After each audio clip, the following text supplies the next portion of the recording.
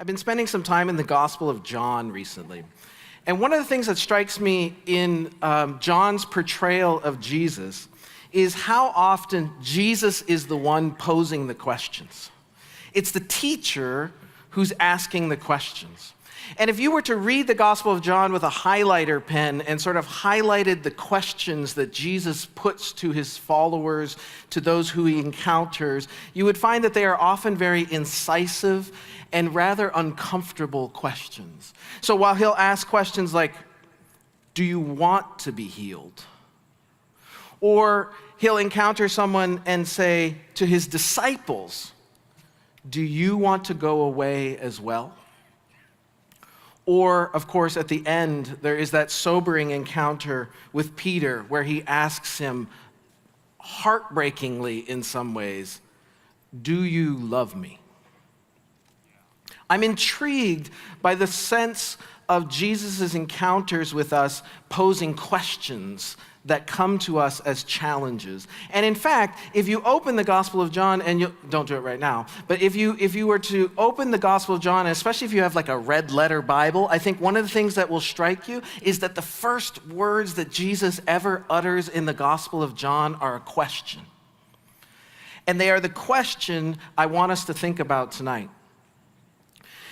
There are these disciples, these followers of John the Baptist who are getting sort of caught up in the frenzy, and they're excited about what's happening, and they want to sort of join the gang, and they want to join the crew, and they're starting to trail along, and they're trying to get up close, and they want to get in the picture, and they want to join something. And what's intriguing is that Jesus wheels around on them, and he points to them with a question, and he says, "What do you want?"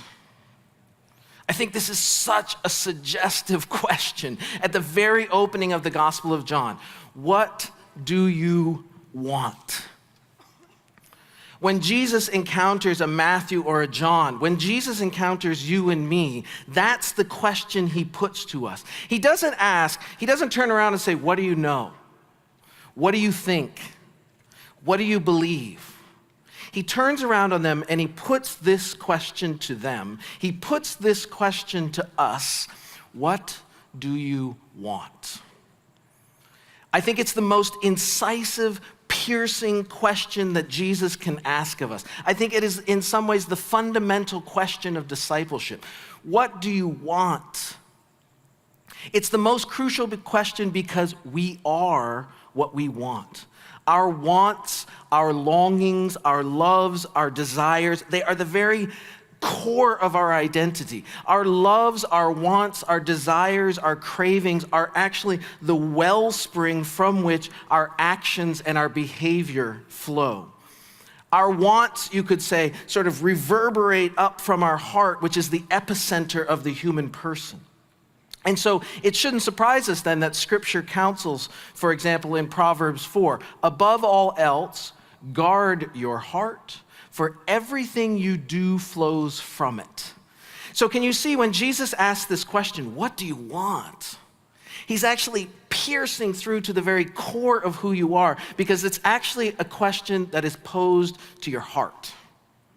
It's not just a puzzle that is posed to your head.